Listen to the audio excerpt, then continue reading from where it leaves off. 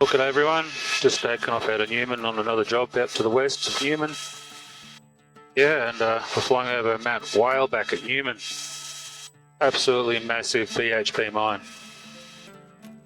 I'll just wander over here a little bit.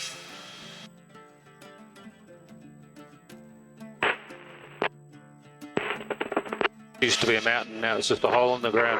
Newman CTAF 122.0. PAL activated. Newman Airport. Pappy is on. If you've ever flown to Newman, you'd be surprised at how many charter and other jets are coming in. Getting really busy.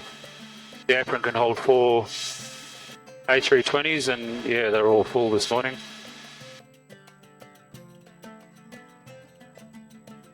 See the extent of this mine, it just goes on and on and on. Sending all of our iron ore to China or Japan.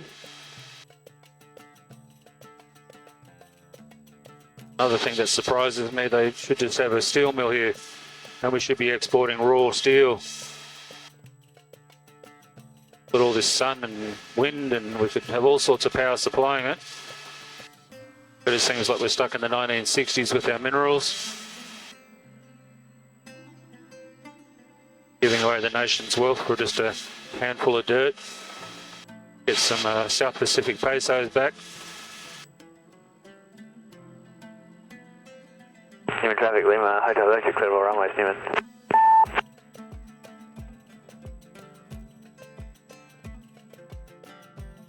It must be touch with the land of the tailwinds, because now I've got 136 knots again. Heading out to the mighty metropolis of Paraburdoo. Pick up some lovely passengers and keep going west. I'll talk to you later on, guys. Flying over the Ophthalmia Ranges now. Starting to get a lot of contours and elevation in the countryside now. No real names of the mountains through here on all of my topo maps and stuff. Just some heights. But yeah, we're going across some creeks called the Indibidi Creek. Some pretty fun names out here. And Paraburdoo is just like the third mountain range in front of me, about 50 mile away. The last series of videos I did is out to my right, about 50 nautical miles out to the north on the Hamersley Ranges. So we're on the next band of ranges across. And the next band of ranges out to our left is the Kundarong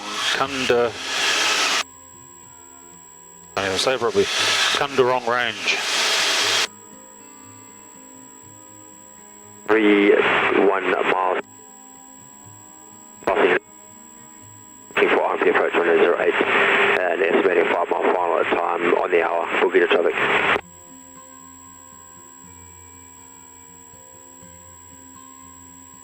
There's a lot of airline traffic out here. It's called the Iron Triangle. Sort of encompasses West Angeles out to Christmas Creek, Solomon, all that area through there, right across the top of the Hamersley, and there's just hundreds and hundreds over the week of fly-in, fly-out jets, King Airs, PC-12s, Flying Doctors, the owners in their own private aircraft, and then yeah, heaps of helicopters. So surprisingly, even though we're in the middle of the desert and you think there's nothing, it's a really busy airspace. Just into little old Paraburdoo, I've got 3 aircraft plus one sitting on the ground, so all 4 bays are full. So yeah, it's just busy everywhere now.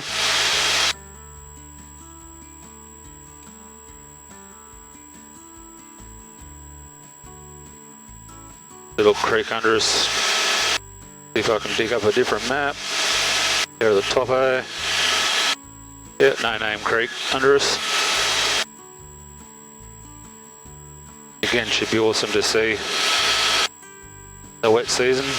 On the other side of this little range is actually a creek, the Turi Creek East Branch.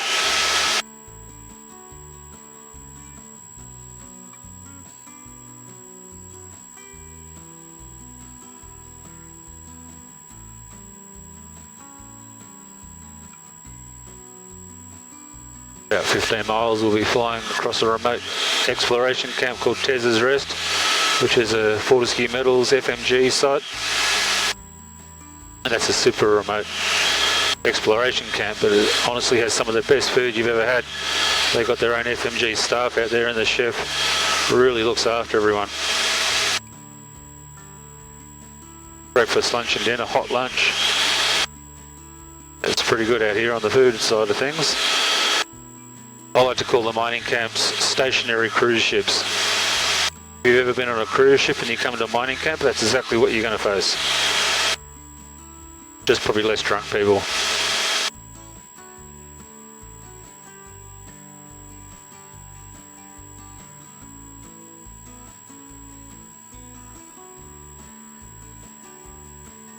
Yeah, I'll talk to you soon.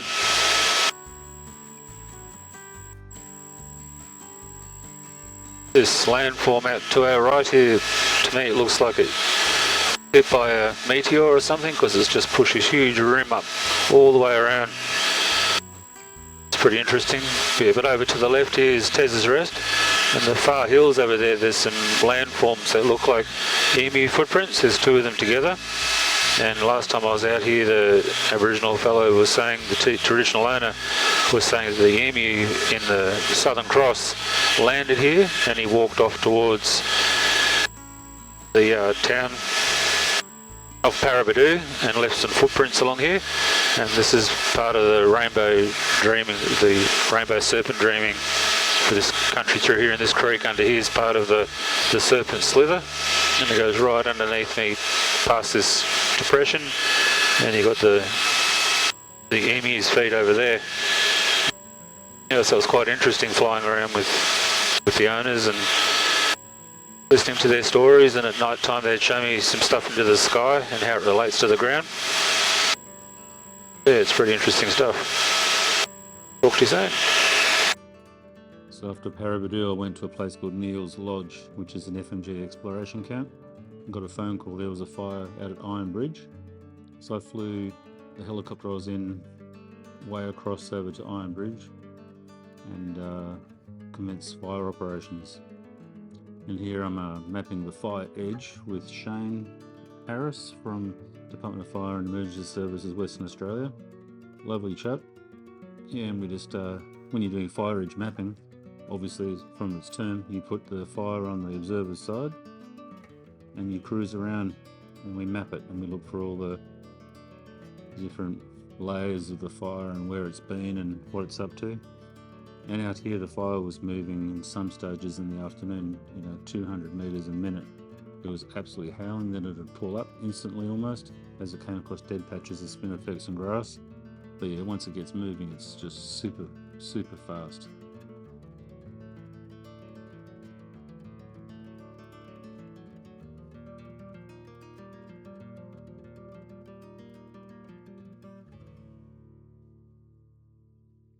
See here, you just sort of fly along the edge. It's really interesting, this fire had been started by lightning. Obviously ironstone out there and hyper reactive to lightning, and just kicks off. The spinifex is really thin, needly like grass. It's full of oils and resins. Yeah, and when the fire gets into it, it's almost impossible to put out unless you've got rain or a earthen track, which is either an old exploration track or we'll use machinery to put it out.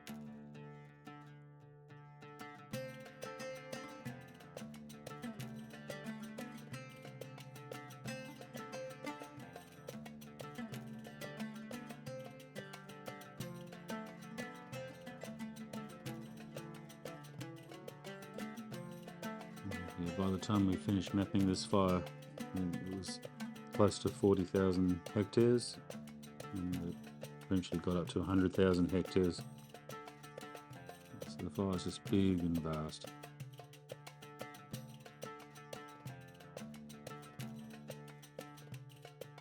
Okay, here you can see a finger of fire coming down to a road. You just can't quite see the road, but on the road itself we have some emergency services officers from the mine, and they've got a whole bunch of volunteers that come out. So the way the mines work is they have 3 or 4 really highly trained people who then have a big volunteer base from inside the mine. And they've got a couple of heavy tankers, a couple of light tankers which hold about 600 litres. They call them medium tankers, but there's like land cruisers with all the gear. Super well equipped for what they have, but just not many of them. So what we do is we drive along the line, which they've just cleared out the night before with a front end loader. Then they light off it, and hopefully stopping the fire front coming through. This particular line that we're defending here, if it got across that, it would travel across 4, 5 or 6 kilometres of open country and then potentially impact the Iron Bridge mine. So it was super critical we got this backburn in, done and efficient. So you're thinking back home on the east coast here we'd have 10 or 12 helicopters on this with 50 or 60 trucks, and obviously there's just not that much infrastructure out there to get this done. So myself in the helicopter, 3 or 4 light vehicles, a couple of heavy tankers and some bulk water tankers at 3 or 4 k's down the road to supply the water to everyone. Yeah, this is pure dry firefighting with bulldozers, drip torch and a wind direction.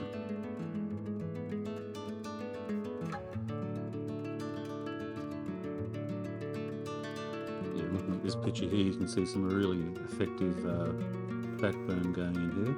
You can see the fire front coming down the top, the centre of the screen now. And we're just cruising along, just monitoring it.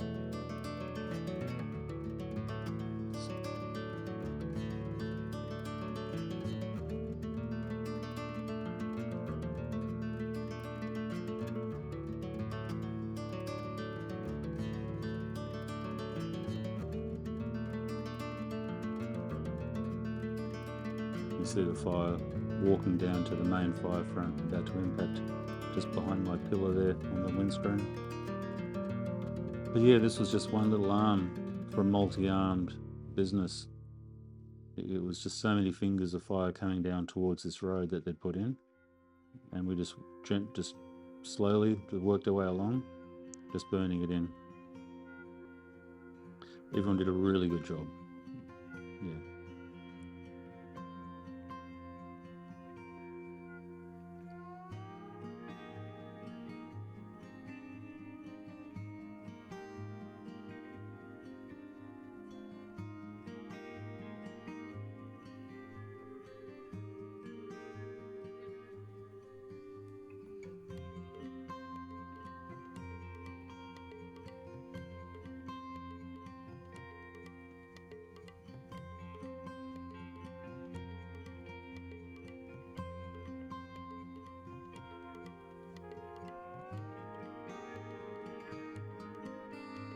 See down the screen there, you've got some vehicles on the track.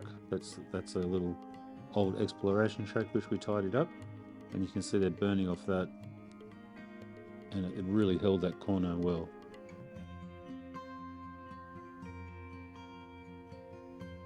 Until it didn't, and we had to fall back about 100 metres into another track, which then held.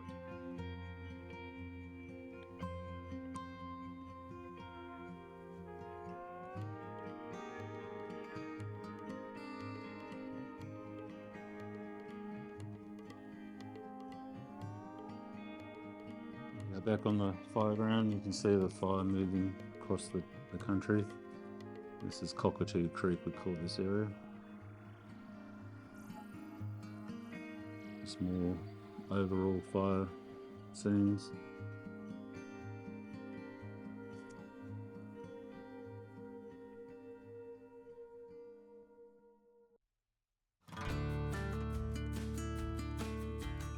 I didn't record any helicopter audio through here or radio.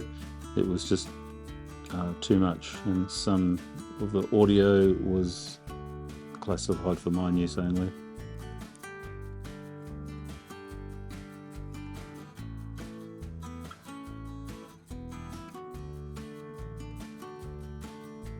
This is the main fire front heading towards the Glacier Valley, which is where we've been working the last 6 months, putting in bores for water monitoring. So it's just a super long fire front, just eating its way across the countryside. I always feel sorry for the insects and the little lizards, stuff like that.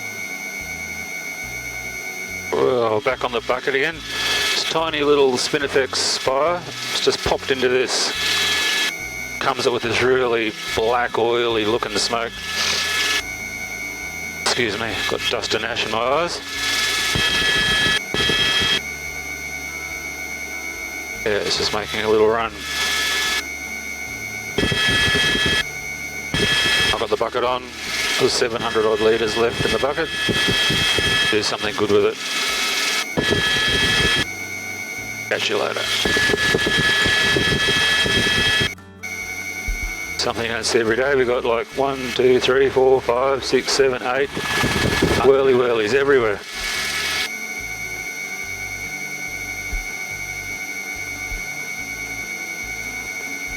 Alright. Cranking up. Look at that. That's cool.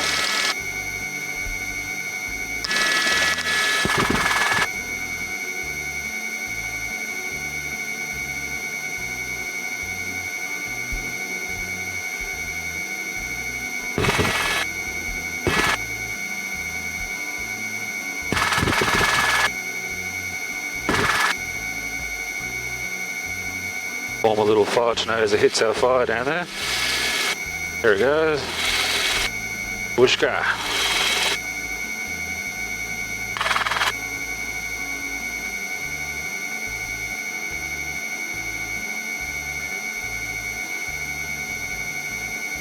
They're all going to merge and form one mega willy willy. Here they go, they're merging.